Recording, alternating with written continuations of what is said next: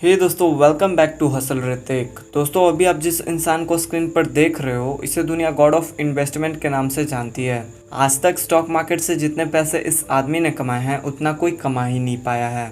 अगर आप stock market से थोड़े से भी वाकिफ हो तो आप इस आदमी को यानी वॉरेन बफे को तो ज़रूर जानते होंगे। लेकिन दोस्तों, क्या आप जानते हो वॉरेन बफे ने अपनी छोटी सी उम्र में एक कमिटमेंट करी थी। अगर वो 30 की एज से पहले मिलियनेयर नहीं बने तो वो अपनी होम टाउन ओमाहा की सबसे ऊंची बिल्डिंग की छत से कूद के जान दे देंगे। लेकिन इसकी नौबत नहीं आई क्योंकि वॉरेन बफे 28 की उम्र में मिलियनेयर बन गए थे।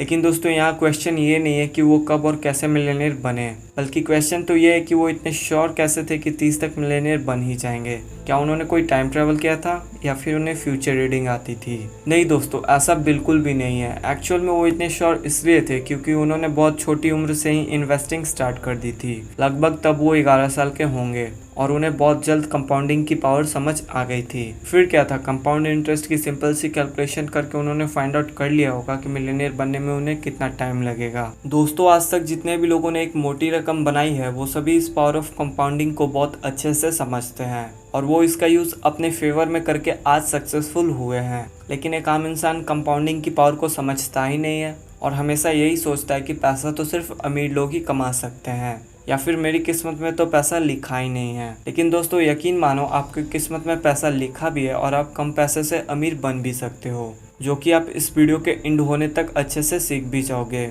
और फाइनेंशियली इतने कॉन्फिडेंट हो जाओगे कि वॉरेन बफे जैसा कमिटमेंट करना आपके लिए आम बात हो जाएगी। तो दोस्तों, आगे इस वीडियो में हम एक इमेजिनरी एग्जांपल से कंपाउंडिंग की पावर को समझेंगे, फिर डीपली पावर ऑफ कंपाउंडिंग को समझेंगे और जानेंगे कि कैसे रेट ऑफ इंटरेस्ट का कंपाउंडिंग पे बहुत बड़ा इन्फ्लुएंस होता है, और lastly importance of timing compounding को भी समझेंगे। और ये सब हम बिल्कुल सिंपल से समझेंगे, जिससे कि एक 11 साल का बच्चा भी आसानी से समझ पाए। तो दोस्तों, हमारे इस वीडियो के एफर्ट के लिए तो एक लाइक और सब्सक्राइब जरूर बनता है। तो अब सीधा बढ़ते हैं फर्स्ट पॉइंट की तरफ और समझते हैं पावर ऑफ कंपाउंडिंग को एक एग्जांपल से। दोस्तों, इमेजिन करो आपकी सिटी में एक बाइक रेस हो रही है और रेस में 3 लेवल्स हैं और 30 पार्टिसिपेंट्स हैं और उनमें से एक आप भी हो। और फर्स्ट लेवल में 30 में से जो 10 राइडर्स पहले विन करेंगे वही सेकंड लेवल के लिए सेलेक्ट होंगे, और फिर 10 में से जो 5 राइडर्स पहले विन करेंगे वही फर्स्ट लेवल के लिए सेलेक्ट होंगे, और फिर उन 5 में से जो पहले विन करेगा वही विनर होगा। और आप लगातार सभी लेवल्स को पार करते जा रहे हो और ऐसा करते करते आप फाइनल लेवल तक पहुंच गए हो, फिर आप उसे भी विन कर लेते हो।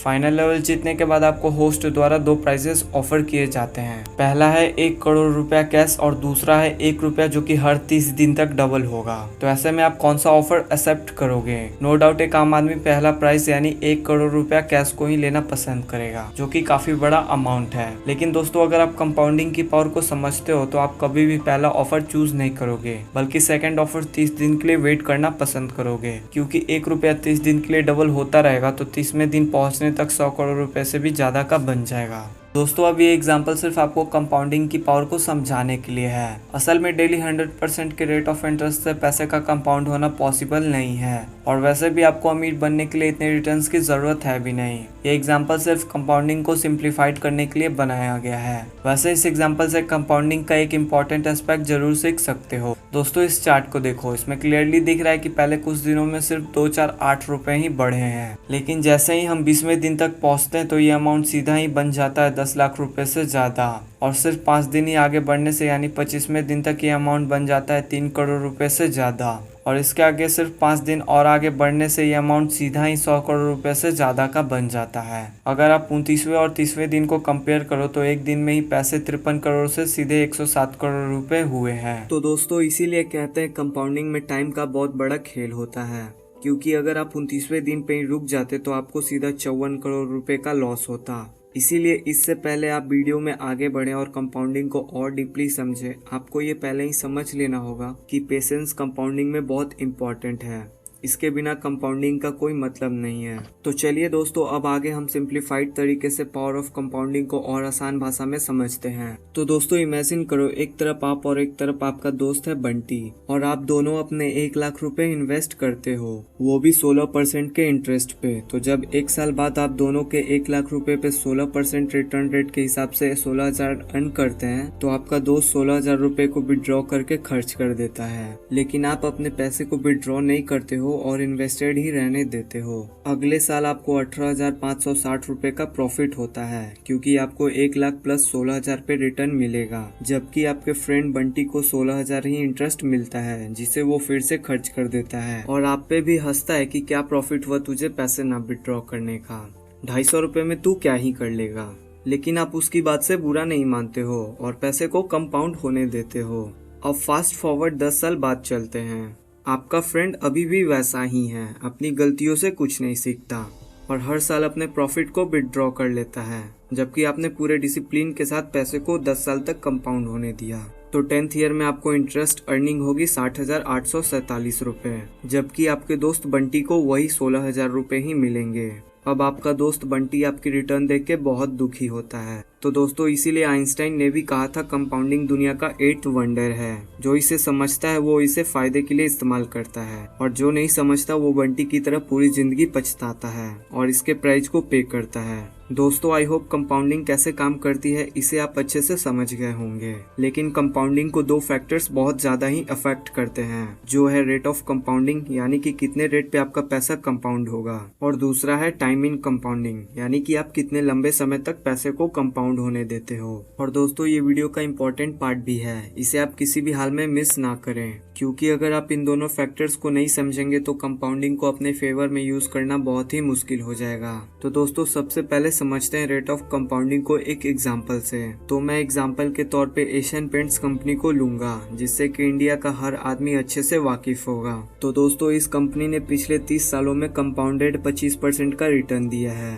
एशियन पेंट्स में 30 साल पहले बस 1 लाख रुपए इन्वेस्ट किए होते तो वो आज 9 करोड़ 2 लाख रुपए बन गए होते हैं। तो दोस्तों एज्यूम करते हैं कि ये कंपनी अगले 20 सालों के लिए अच्छा परफॉर्म करेगी, लेकिन हम 25% एज्यूम करने के बजाय 18% रिटर्न एक्सपेक्ट करेंगे। तो दोस्तों इस रेट ऑफ इंटरेस्ट पे अगर आप 1 लाख रुपए इन्वेस्ट करते हो तो 20 साल बाद आपकी 1 लाख रुपए की वैल्यू 27 लाख रुपए से ज्यादा की हो जाएगी, यानी कि 27 गुना हो जाएगी। 20 साल में 27 गुना, वो भी सिर्फ 18% की रिटर्न से। और मैं आपको इन्वेस्ट करने के लिए नहीं बोल रहा हूँ, मैं बस एक एग्जाम्पल दे रहा हूँ। तो दोस्तों अभी हमने इस एग्जाम्पल में देखा कि एशियन पेंट्स अगले 20 सालों के लिए 18% के रेट ऑफ इंटरेस्ट पे कंपाउंड होगा, तो हमारे 1 लाख रुपए 27 लाख रुपए बन जाएंगे। लेकिन दोस्तों अगर हम इस 18% के रेट ऑफ रिटर्न को 2% कम कर देंगे तो आपके एक्चुअल रिटर्न पे बहुत बड़ा असर पड़ेगा, आपका रिटर्न कम हो जाएगा। कितना कम, आइए देखते हैं। दोस्तों इन 2 टेबल के लास्ट में ध्यान से देखो। फर्स्ट वाला टेबल है एशियन पेंट्स 18% CAGR के साथ और सेकंड वाला 16% CAGR के साथ। दोस्तों आप क्लियरली देख सकते हैं फर्स्ट टेबल में आपकी 1 लाख की इन्वेस्टमेंट ग्रो होकर 27 लाख से ज्यादा की बनी है, जबकि सेकंड टेबल में ये अमाउंट 19 लाख से थोड़ा सा ज्यादा है। रेट ऑफ इंटरेस्ट में सिर्फ 2% की कमी से आपको लगभग 8 लाख का लॉस हुआ है। इसीलिए दोस्तों रेट ऑफ कंपाउंडिंग बहुत बड़ा फैक्टर होता है, इसको आप इग्नोर नहीं कर सकते अपने इन्वेस्टमेंट डिसीजंस के दौरान। एक और इम्पोर्टेंट फैक्टर है जिसे अक्सर लोग अनदेखा कर देते हैं और वो है टाइम इन कंपाउंडिंग। तो चलिए इसे एक एग्जाम्पल के साथ समझते हैं ताकि आपको इजी और सिंपल वे में समझा सकूं। तो दोस्तों मिलिए 2 भाइयों से, मोहन और सोहन। दोनों भाई वीडियो एडिटिंग का काम करते हैं और दोनों ही बहुत अच्छे पैसे कमाते हैं। मोहन 35 साल का है और सोहन 25 साल का है और दोनों ने एक दिन मेरी वीडियो देखी। फिर दोनों ने डिसाइड किया कि वो 45 साल तक फाइनेंशियली फ्री होना चाहते हैं, क्योंकि मोहन सोहन से 10 साल बड़ा है और वो 10 साल पहले से काम कर रहा है। तो उसने इन 10 सालों में 48 लाख रुपए सेव कर लिए हैं और वो डिसाइड करता है उन 48 लाख रुपए को किसी ऐसे इक्विटी फंड में इन्वेस्ट करेगा जो एटलीस्ट 15% का रिटर्न दे सके। दूसरी तरफ सोहन ने कुछ महीने पहले ही वीडियो एडिटिंग की काम शुरू की है और उसके पास कोई सेविंग भी नहीं है, लेकिन वो डिसाइड करता है हर मंथ 20,000 रुपए सेव करके SIP शुरू करेगा और तब तक वो SIP को कंटिन्यू रखेगा जब तक वो भी 45 साल का ना हो जाए। यानी कि अगले 20 सालों तक सोहन बहुत बुरा महसूस करता है कि उसके पास अपने भाई की तरह सेविंग नहीं है इन्वेस्ट करने को, और वो सोचता है उसका बड़ा भाई उससे अमीर बन जाएगा। लेकिन दोस्तों जब मोहन 45 का होता है और अपनी इन्वेस्टमेंट को देखता है तो उसकी इन्वेस्टमेंट ग्रो होकर 1 करोड़ 94 लाख से ज्यादा की हो जाती है। दूसरी तरफ छोटे भाई सोहन की इन्वेस्टमेंट 45 के होने तक ग्रो होकर 2 करोड़ 66 लाख की हो जाती है, जो कि मोहन के इन्वेस्टमेंट वैल्यू से 72 लाख रुपए ज्यादा है। तो दोस्तों आप देख सकते हैं लंबे समय के लिए छोटा अमाउंट भी बड़ा रिजल्ट दे सकता है, जबकि बड़ा अमाउंट कम समय के लिए कम रिटर्न देता है। तो दोस्तों ये था compounding and I hope compounding की कॉन्सेप्ट्स को मैं बहुत सरल और आसान भाषा में डिलीवर कर पाया हूँ और आपको वैल्यू प्रोवाइड कर पाया हूँ। दोस्तों मेरी हर वीडियो में यही कोशिश रहती है फाइनेंस और बिजनेस जैसे कॉम्प्लिकेटेड कंसेप्ट्स को आसानी से समझा पाऊँ। तो दोस्तों अगर आप हमारी इन एफर्ट्स को अप्रिशिएट करना चाहते हैं और फाइनेंस जैसी कॉम्प्लिकेटेड सब्जेक्ट को सिंपल और सरल भाषा में समझना चाहते हैं तो हमारे इस चैनल को अभी सब्सक्राइब करिए और अपने फैमिली फ्रेंड्स के साथ जरूर शेयर करें ताकि वो भी आपकी तरह सक्सेसफुल हो पाए।